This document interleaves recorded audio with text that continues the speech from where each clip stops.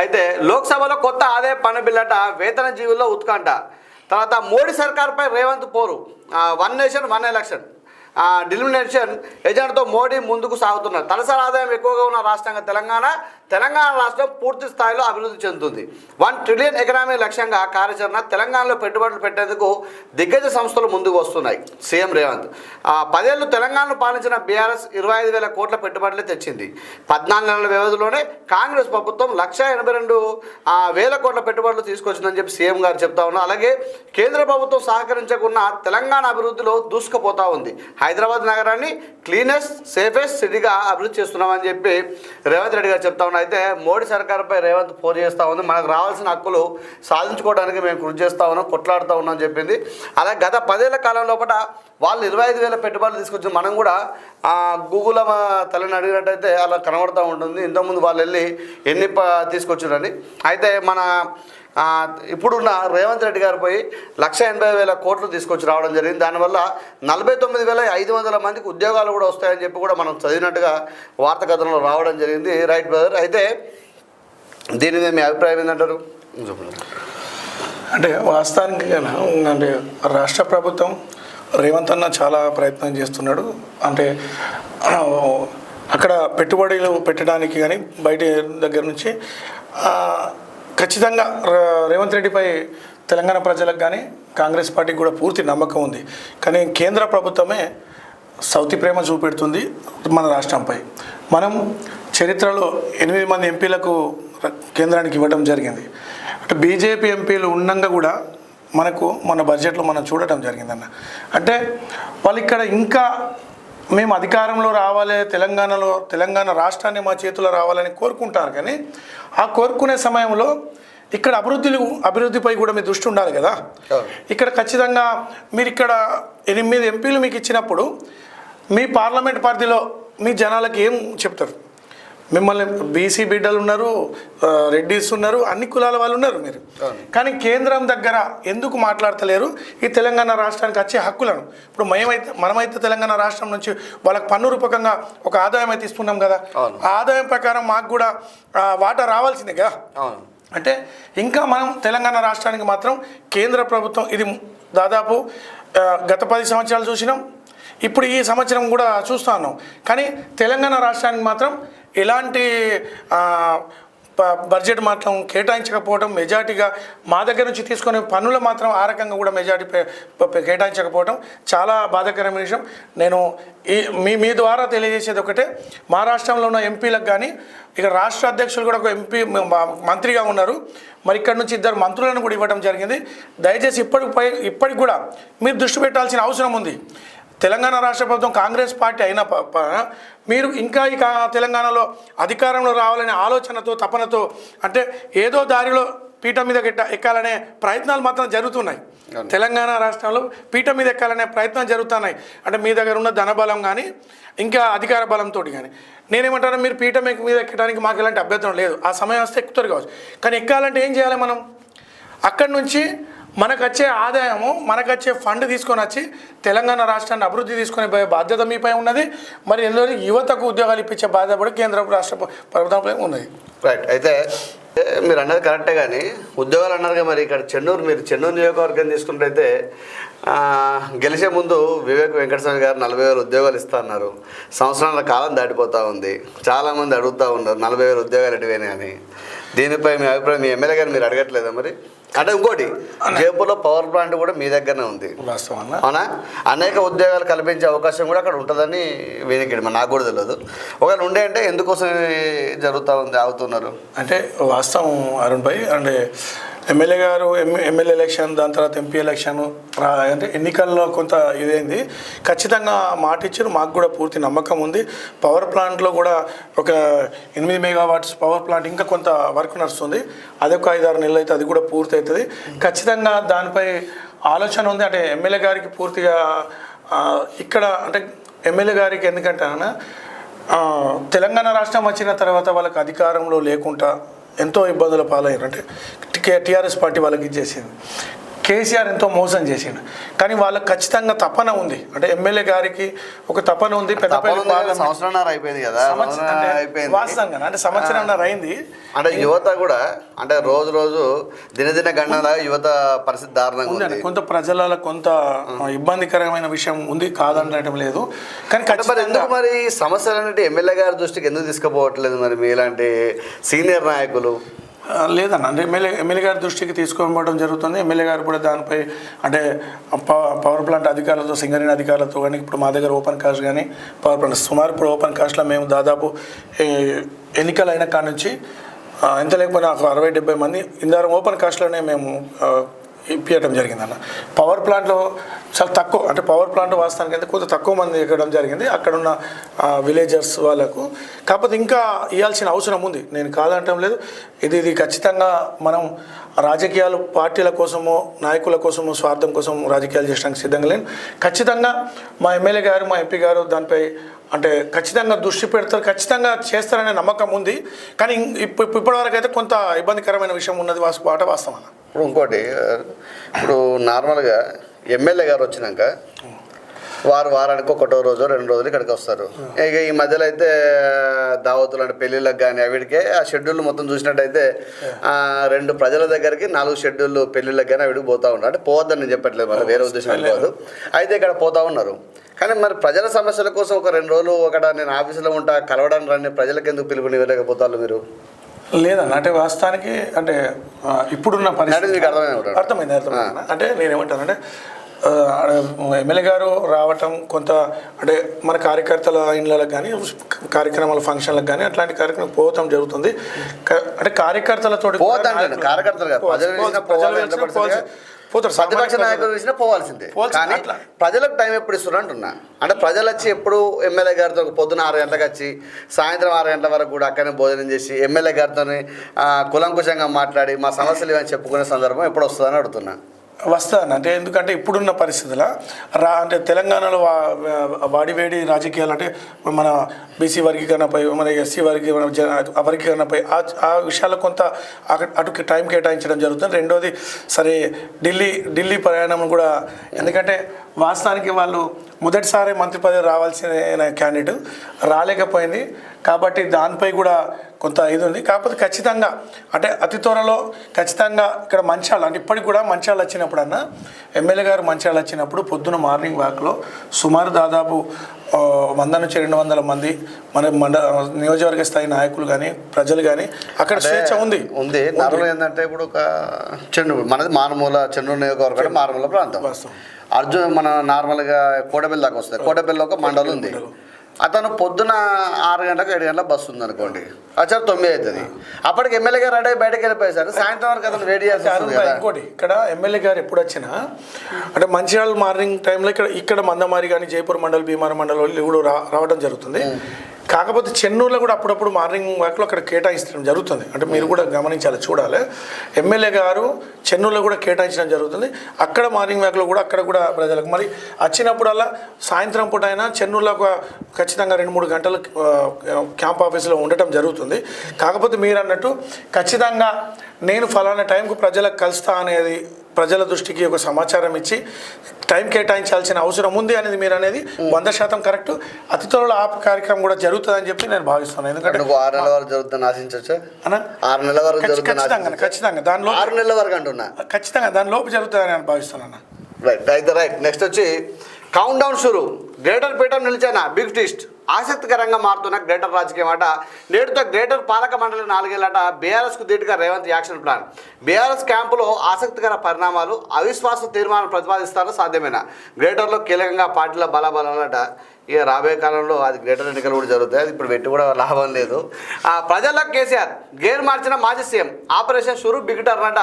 మౌనంగా ఉంటూనే గంభీరంగా పరిస్థితులు గమనిస్తున్నా. తాజాగా పార్టీ నేతల భేటీలో వ్యాఖ్యానించిన కేసీఆర్ బీసీ రైతు అంశాలపై 2 భారీ సభలు నిర్వహించాలని కేసీఆర్ నిర్ణయం. కామారెడ్డి వేదికగా బీసీ గర్జన, గజ్వేల్ వేదికగా రైతు గర్జన అట. గజ్వేల్ నియోజకవర్గంలో ప్రత్యేకించి 5 లక్షల మందితో భారీ బహిరంగ సభ. రైతు రుణమాఫీ, రైతు భరోసా అమలుపై ఈ సభ ద్వారా స్పష్టించనున్న కేసీఆర్. బీసీలకు ఇచ్చిన హామీలు, కులగణంలో లోపాలను ప్రజలకు తీసుకెళ్లి నిర్ణయించుకున్న మాజీ సీఎం అట. కామారెడ్డి వేదికగా బీసీ గర్జన. ఇదంతా కూడా అంటే నిజాయితీగా మాట్లాడాలంటే ఇవంతా కూడా తూతు మంత్రాన్ని జరుగుతాయి. బీసీ గర్జన అని కూడా నమ్మకండి దయచేసి. ఎందుకంటే ఇంతకుముందు కులగణన అంటే కొంచెం హాస్యాస్పదంగా ఉంది. ఎందుకంటే బీసీలపై మాట్లాడే అర్హత కేసీఆర్ గారికి లేదు. అది వాస్తవం, ఎవరైనా ఒప్పుకుంటారు, నిజమే వాస్తవం. బీసీ రిజర్వేషన్ తగ్గించి స్థానిక ఎలక్షన్లకు పోయిన వ్యక్తి అసలు బీసీలకు నీ ప్రభుత్వంలో కేటాయించిన పదవులు ఏందో అని కూడా తెలియజేయాల్సిన అవసరం ఉంది. ఎందుకంటే బీసీలపై ఎస్సీ వర్గీకరణపై మాట్లాడే అర్హత లేదు. సరే, ఇలా నిజంగా ఒక ఓపెన్ చెప్పాలంటే దేశంలోనే మొదటిసారిగా మన రాష్ట్రంలో కూడా కులగణన చేపట్టి బీసీలకు రిజర్వేషన్లు ఇంత రావాలని చెప్పి సరే మంచో చెడో తక్కువ ఎక్కువనో ఒక సిద్ధాంతాన్ని ముందుకు తీసుకొచ్చిన వ్యక్తి రేవంత్ రెడ్డి గారు. దాన్ని మనం స్వాగతించాలి. ఇప్పుడు దమ్మున్న నాయకుడు సరే మీరు అన్నారు కదా, రేవంత్ మన కేసీఆర్ గారు కుటుంబ సర్వే చేసినారు. ఆ సర్వే చేసినప్పుడు పూర్తిగా మన దగ్గరికి అయితే మనకు వచ్చింది కదా. వచ్చినప్పుడు కనీసము అది ఆ రోజు చట్టబద్ధత కల్పిస్తే అసలు ఎంత ఉండకపోగా మరి వీళ్ళు మోసం చేసిన ఎందుకు చేసిన సర్వే అధికారికంగా పెట్టలే కదా, జనాలకు తీసుకుని ప్రభుత్వ పరంగా ప్రకటించలే కదా. అదే కదా. అంటే తెలంగాణ రాష్ట్ర ప్రజల పూర్తి డీటెయిల్స్ కేసీఆర్ కుటుంబం తీసుకునే తప్ప కానీ తెలంగాణ రాష్ట్ర ప్రభుత్వం తీసుకోలేదు. తెలంగాణ రాష్ట్ర ప్రభుత్వం తీసుకొని ఉంటే ఇవాళ మీరు కేసీఆర్ గారు బిడ్డ కానీ కొడుకు కానీ అల్లుడు కానీ బీసీలపై మాట్లాడే అర్హతే లేదు. మీరు ఇలా తెలంగాణ రాష్ట్ర ప్రభుత్వం ఇలా రేవంత్ రెడ్డి గారు బీసీ రిజర్వేషన్పై ఖచ్చితంగా ఒక నిర్ణయం కాంగ్రెస్ పార్టీ రాహుల్ గాంధీ ఇచ్చిన మాట ప్రకారం తీసుకోండి. సరే అన్న, ఏదైనా కానీ చిన్న చిన్న పొరపాట్లు జరగచ్చు, నేను దాంట్లో కూడా కాదంటలేదు. కానీ ఇవాళ బీసీలు తెలంగాణలో ఉన్న బీసీ బిడ్డలు ఆనందపరంగా ఉన్నారు. ఎందుకంటే ఒక నిర్ణయం తీసుకున్నారు. ఎప్పుడు 2011 ఎప్పుడు దాదాపు నాకు తెలిసిన మటుకు బీసీ అసలు ఈ మధ్యలో జరిగింది కాదు, మనం దాని మీద అవగాహనే లేదు. కానీ ఇలా రేవంత్ రెడ్డి తీసుకున్న నిర్ణయానికి స్వాగతించాల్సిందే. చిన్న చిన్న పోరాటాలకు మేధావులు ఉన్నారు, ఎంతో పెద్ద మేధావులు ఉన్నారు, ఖచ్చితంగా ప్రభుత్వం సలహా సెట్ చేస్తారు దాని పెద్ద. కానీ కేసీఆర్ కుటుంబం టీఆర్ఎస్ పార్టీ మాత్రం బీఆర్ఎస్ పార్టీగా మారింది కాబట్టి వాళ్ళు ఇంకా అంటే 1000 కోట్లు 1,00,000 కోట్లు అన్నీ అక్కడనే ఉన్నాయన్న. రేవంత్ అన్న నాకు తెలిసిన మటుకు మీ ద్వారా రేవంత్ అన్నకు తెలంగాణ రాష్ట్ర ప్రభుత్వానికి ఫస్ట్ వీళ్ళ దగ్గర ఉన్న ఆస్తిని తెలంగాణ రాష్ట్ర ప్రభుత్వానికి తీసుకోవాల్సిన స్వాధీనం చేసుకుంటేనే ప్రజలకు మనం ఇచ్చిన హామీలను 100% అన్న, అప్పు లేకుంటే సరిపోతుంది మనం. అయితే కుంభమేళకు పోటెత్తుతున్న భక్తజనం పెద్ద సంఖ్యలో కూడా విదేశీ భక్తులు వస్తూ ఉన్నారు. అయితే 300 కిలోమీటర్ల వరకు కూడా ట్రాఫిక్ జామ్ అయిందట. పోయేవారు ఎవరైనా ఉంటే జాగ్రత్త వహించండి. ఎందుకంటే చిన్నపిల్లలు పట్టుకొని పోవడం, కొంచెం వృద్ధులను తీసుకుపోయేటప్పుడు జాగ్రత్త వహించండి. ఎందుకంటే కొన్ని 100 కిలోమీటర్ల మేర ట్రాఫిక్ జామ్ అయింది. ఎందుకంటే ఒక్కొక్కసారి ఒకరోజు పట్టచ్చు, 2 రోజులు పట్టచ్చు. మధ్యలో ఇరుక్కున్నట్టయితే నీళ్ళకి కానీ అన్నిటి కానీ ఇబ్బంది అవుతుంది. దయచేసి మీరు గమనించుకొని మెల్లకపోవాలని కోరుతా ఉన్నాను. ఈ విషయంలో అన్న వాస్తవానికన్నా చాలామంది భక్తులు అక్కడికి పోవడం జరుగుతుంది. కానీ నేను ఆ దారిలో ఉన్న ప్రతి ఒక్కరికి నేనేమంటానంటే వచ్చే భక్తులను మంచి చెడును చూసుకోవాల్సిన అవసరం కూడా ఉంది. వాళ్ళు కూడా చిన్నపిల్లలను, వయసులో ఉన్న పెద్ద మనుషులను కొంచెం జాగ్రత్తగా తీసుకొని పోవాల్సిన అవసరం. ఎందుకంటే ఎంతో భక్తితో పోతున్నారు కాబట్టి వాళ్ళను మనం మెజారిటీ ప్రజలు, ఈ దేశంలో మనం మెజారిటీ ప్రజలు ఆరాధించే దేవుడు కాబట్టి అందరు పోతున్నారు. వాళ్ళందరూ క్షేమంగా పోయి లాభంగా రావాలని కోరుకుంటున్నారు. మీరు కూడా ఇందరిలో రామాలయం కట్టిస్తున్నారు కదా, వాస్తవం అన్న. అంటే ఎందుకు ఆలోచన కలిగింది అంటే నేను ఆ ఊరిలో పుట్టి పెరిగిన వాడిని. అంటే మా దగ్గర దాదాపు 2 టర్మ్స్ అంటే సర్పంచ్లు ఎలక్షన్ రాగానే మాకు ఇందారం అంటే దొరగారిపల్లి ఉంటుంది అన్న. మా దగ్గర ముత్యమరావు గారి అంటే మా దగ్గర దాదాపు వాళ్ళ గడి ఉంటుంది. అది అయితే అక్కడ దొరగారిపల్లిలో హనుమాన్ టెంపుల్ కావాలని అక్కడ ప్రజలు ఎప్పటి నుంచో కోరుకుంటున్నారు. గత 2 సర్పంచులు నేను చేస్తా ఎలక్షన్ టైంలో చెప్పడం, గెలిచిన తర్వాత చేయకపోవడం జరిగింది. కానీ నేను దాదాపు 2 సార్లు సర్పంచ్గా పోటీ చేసి ఓడిపోయినా, 2 సార్లు ఎంపీటీసీగా పోటీ చేసి ఓడిపోయినా. నాకు కూడా ఆలోచన ఉండే. అయితే ఎప్పుడు ఎలక్షన్ రాగానే జనాలు మతి చేయడం, ఎలక్షన్ తర్వాత నేను గెలిచి చేస్తా అనే ఆలోచన కన్నా ఎన్నికలకు ముందు మన నిర్ణయం తీసుకుంటే బాగుంటుందని చెప్పి నేను దొరగారిపల్లె ప్రజలకు కూకుండా పెట్టి అందరినీ పిలిపించి అన్ని కులాల వారిని అక్కడ పెద్ద మనుషులను కూకుండా పెట్టి అసలు హనుమాన్ టెంపుల్ నిర్ణయం తీసుకుందాం అనుకుంటానా, మీ ఆశీర్వాదం ఉంటే అని చెప్తే వాళ్ళు ఖచ్చితంగా సరే అని చెప్పడం జరిగింది. తెల్లారి మళ్ళీ ఏమైందంటే చాలామంది మా దగ్గర హనుమాన్ టెంపుల్స్ 2 ఉన్నాయి ఇందారంలో. అయితే హనుమాన్ టెంపుల్స్ ఉంది కాబట్టి రామాలయానికి ఒక నిర్ణయం తీసుకుంటే రామాలయం దగ్గర కూడా హనుమంతుడు ఉంటాడు. కాబట్టి రామాలయం కడితే బాగుంటుంది అని చెప్తే సరే అది వాస్తవానికి పెద్ద విషయమే, రామాలయం అంటే చిన్న విషయం కాదు. కానీ సరే నేను మెజార్టీ ప్రజలతోటి కలిసి ఉండేటోని, నేను ముస్లిం కుటుంబంలో పుట్టినా నేను నా ఆచారాన్ని ఆచరిస్తూ ఇతర ఆచారాలని గౌరవించే వ్యక్తిగా నేను ఇందారంలో సుమారు 20 సంవత్సరాల నుంచి రాజకీయంలో ఉన్న 20 సంవత్సరాల నుంచి నేను ఎప్పుడు అక్కడ మన ఏ కార్యక్రమం దేవుళ్ళ కార్యక్రమం అయినా మన వినాయకుల మండపాల దగ్గర ప్రతి మండపం దగ్గర నేను అన్నదాన కార్యక్రమం చేసుకుంటూ ఉంటా. మరి దుర్గామాత దగ్గర కూడా నేను అన్నదాన కార్యక్రమం చేసుకుంటా. ప్రతి హిందూ సోదరుల దగ్గర ఒక మంచిగా చెడుగు నేను ఉంటా. కాబట్టి నేను రామాలయం కట్టడానికి అక్కడ ప్రజల అభిప్రాయం మేరకు నేను నిర్ణయం తీసుకున్నా. ఇప్పటికీ నా సొంత డబ్బులతో నేను రామాలయం కార్యక్రమం నడుస్తున్నా. ఇంకా రాబోయే కాలంలో ఖచ్చితంగా మీ ద్వారా మనల ద్వారా రామాలయంకి నాకు అండగా నిలబడాలని చెప్పి నేను కోరుకునే సమయం వచ్చినప్పుడు కోరుకుంటా. ఎప్పుడైతే ప్రస్తుతానికి నా దేవాలయాన్ని నేను ముందుకు తీసుకొని పోతున్నాను. చిలుకూరు ఆలయ పూజారి రంగరాజన్పై దాడికి పాల్పడిన వారిపై కఠిన చర్యలు. సీఎం దాడి జరిగిన తీరుపై సీఎం రేవంత్ ఆరా పోలీసులకు ముఖ్యమంత్రి కీలక ఆదేశాలు. నిందితులను పట్టుకొని కఠినంగా శిక్షిస్తాం. అర్చకుడు రంగరాజన్కు సీఎం భరోసా అని ఒక వార్తకథం రావడం. అయితే ఇక్కడ నిన్న సీఎం రేవంత్ రెడ్డి గారు ఫోన్ చేసి మాట్లాడడం జరిగింది. క్షేమంగా ఉన్నాము, మీరందరూ కూడా క్షేమంగా ఉండాలి. చెప్పడం ఏం సార్, మీరు ఉన్నారు, రక్షిస్తున్నారు, పోలీసు వ్యవస్థ బ్రహ్మాండంగా పనిచేస్తున్నది. మాకేమైందంటే it is a shocking thing sir for me. Imagine sir, imagine నా స్వయం సెన్సెస్కి రావడానికే చాలాసేపు పట్టింది sir. And then I have to recover and then అయితే ఇక్కడ మీరు ఒక గమనించినట్టయితే ఇక్కడ ఒక విషయం ఏంటంటే కేటీఆర్ గారు నిన్న అటు కొడంగల్ పోయేటప్పుడు ఇక పరామర్శ వేసి వారు రంగరాజన్ గారితో మాట్లాడుతూ ఇది ప్రభుత్వ వైఫల్యం అని చెప్పాడు. ఇది ఆయన ఏమన్నాడు అంటే షాకింగ్ థింగ్, అంటే అనుకోకుండా జరిగిన విషయం సార్ ఇది. నాకు ఎందుకు చెప్పినాను సీఎం రేవంత్ రెడ్డి గారు అడుగుతా. ఆయన ఏమంటున్నా అంటే షాకింగ్ సార్, నాకే ఆశ్చర్యకరంగా ఉంది, నాకు ఇబ్బంది అనుకోకుండా జరిగింది సార్ అని చెప్పినాడు. దీన్ని మీరు దృష్టిలో పెట్టుకొని గుర్తుపెట్టుకోండి, ఇది ప్రభుత్వ వైఫల్యం కాదు. సిగ్గు లేకపోతారు ఏం మాట్లాడుతున్నా నాకు అర్థం కాదు. ఇది ప్రభుత్వ వైఫల్యం పెట్టదు. అనుకోకుండా జరిగిన సంఘటనల లోపల బాధ్యులపై చర్యలు తీసుకొని రేవంత్ రెడ్డి విషయంలో రాజకీయాలు చేసి ఇలా అంటే కేటీఆర్ మాట్లాడడానికి కొంచెం ఆలోచన ఉండాలి. ఎందుకంటే ఏ మనిషి అనేటోడు, మానవుడు అనేటోడు ఇట్లాంటి దానికి ఎవడు సహకరించాడు. మరి ఇది ఒక పూజారి. ఇక్కడ చూడండి, రంగారెడ్డి జిల్లా చిలుకూరు ఆలయ ప్రధాన అర్చకుడు సిఎస్ రంగరాజన్పై దాడి కట్టిన తెలుగు రాష్ట్రాల్లో సంచలనం మారిందట. అయితే రంగరాజన్పై దాడిన కానీ తెలంగాణలో అన్ని రాజకీయ పార్టీలు హిందూ సంఘాలు తీవ్రంగా ఖండిస్తున్నాయి.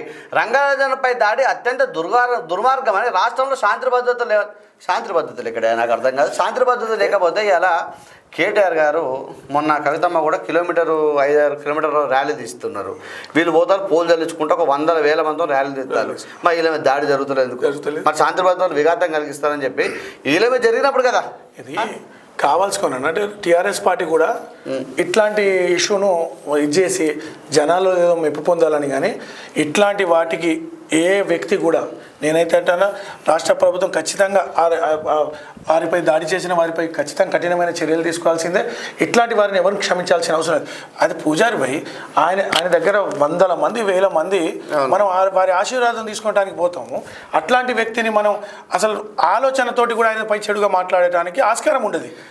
నార్మల్గా ఒక సంఘం వ్యక్తి పోయినాడు, దాడి చేయడానికి ప్రయత్నించినాడు, ఆయన మాట్లాడుతున్నాడు షాకింగ్ అంటే నాకు ఇంత జరిగినా కూడా నాకు ఎందుకు చెప్పలేదు పూజారి గారు అంటే ఆయన ఏం చెప్తున్నాడు? సార్ మీరు శాంతి భద్రతలు గతంలో తెలంగాణ రాష్ట్ర ప్రభుత్వంలో 10 సంవత్సరాలు వీళ్ళయ్యా అధికారం ఉన్నప్పుడు ఇట్లాంటి దాడులు జరుగుతా వరకు కమస్కం పోయి మాట్లాడిండా, ఫోన్ చేసిండా? ఎందుకు రేవంత్ రెడ్డి ముఖ్యమంత్రిగా ఇవాళ ఫోన్ చేసి వారి క్షేమం కోరడం జరిగింది, వారికి అండగా నేను ఉంటా అని చెప్పడం జరిగింది, నా దృష్టికి రాకపోవడం బాధాకరమైన విషయం అని తెలియజేయడం జరిగింది. నేనన్నాను ఇలాంటి ముఖ్యమంత్రి అవసరం కదా తెలంగాణ రాష్ట్ర ప్రభుత్వంలో. గతంలో దళితులపై దాడి మీ అధికారంలో ఉన్నప్పుడు కొడితే కమస్కం అక్కడ స్థానిక ఎమ్మెల్యేలు పరామర్శించలే, పట్టపగలు మర్డర్లు జరిగితే పరామర్శించలే స్థానిక ఎమ్మెల్యేలు. ఇలా కేసీఆర్ మాట్లాడే అర్హతే లేదన్న. అసలు దీని మీద ఇట్లాంటి దానిపై మాట్లాడే అర్హత లేదు. ఖచ్చితంగా పోయి వారిపై దాడి చేసిన వారిపై చర్యలు తీసుకోవాల్సిన అవసరం ఉంది రాష్ట్ర ప్రభుత్వం. ఇప్పుడు నార్మల్గా మీరు జైపూర్ మండల అధ్యక్షుడు కదా, మరి ఫయాజ్ గారు కేవలం ఇందారంకి ఎందుకు పరిమితమైండు? లేదన్నా అట్లేం లేదు. అంటే నేను వాస్తవానికి కాంగ్రెస్ నిజాయితీగా చెప్పాలి లేదన్నా. నేను నా చరిత్ర మొత్తం ఏదన్నా ఓపెన్ ఉంటుందన్న. నేను ఎప్పుడు నేను ఎవరి కోసమో మాట్లాడా. నేను ఇప్పటికంటానా అధికారంలో బాలకృష్ణ ఉన్నప్పుడే నేను కాంగ్రెస్ పార్టీ మండల అధ్యక్షుడు అన్న. ఏ రేంజ్లో ఉన్నా మీ అందరికి తెలుసు, జనాలకు అందరికీ తెలుసు. అధికారం వచ్చిన తప్ప ఎప్పుడైనా కానీ అధికారం రాగానే ఒదిగి ఉండాలంటారు. ఆ ఒదిగి ఉండే ప్రయత్నంలో ఉన్న తప్ప కానీ ఒదిగి ఉన్నారా అనగదొక్కుతున్నారా? లేదన్న. అంటే అనగదొక్కితే అనగబడే వ్యక్తిని కాదు నేను. ఇది ఛాలెంజ్ అరుణ్ భాయ్. ఎందుకంటే నేను మా ఎమ్మెల్యే గారికి కూడా తెలుసు నేను ఏందనేది. ఎమ్మెల్యే గారు మా పార్టీలో రాకముందు నుంచి నేను మా ఎమ్మెల్యే గారిని ఇక్కడ రావాలని కోరుకున్న వ్యక్తి నేను. ఎందుకంటే బాల్కా సుమన్ అసెంటోని ఇంటికి పంపించాలనే ఆలోచనతో ఉన్న వ్యక్తి. ప్రజల కోసం ఎవరినైనా వ్యతిరేకించేంత సత్తా ఉన్న వ్యక్తి నన్న. అనగదొక్కితే అనగపడను. కానీ సరే మీరు అన్నదాని మీద కూడా నేను ఉన్నది. అంటే ఎట్లా అంటే అన్న, గతంలో బాల్కా సుమన్ మండలాలపై ఎవరి పెద్దరికం నడవద్దు అనుకున్నాడో కొంత వాళ్ళ పెద్దరికం నడుస్తుంది. నేను ఓపెన్గా చెప్పాల్సిన అవసరం లేదు, మీకు అందరికీ తెలిసిన విషయం. రాష్ట్రం మొత్తం దాని మీదనే చర్చ జరుగుతూ ఉన్నది కూడా. కానీ మా ఎమ్మెల్యే గారికి 100% తెలుసు ఎవరు పార్టీ కోసం పనిచేశారు, ఎవరు పదవుల కోసం ప్రయత్నం చేస్తున్నారు, ఎవరు అధికారంలో ఏ పార్టీ అధికారం ఉంటే ఆ పార్టీలో అధికారం ఉండాలని. చిన్న జైపూర్ని 4 పక్కల 4 ఎందుకు పంచుకున్నారు?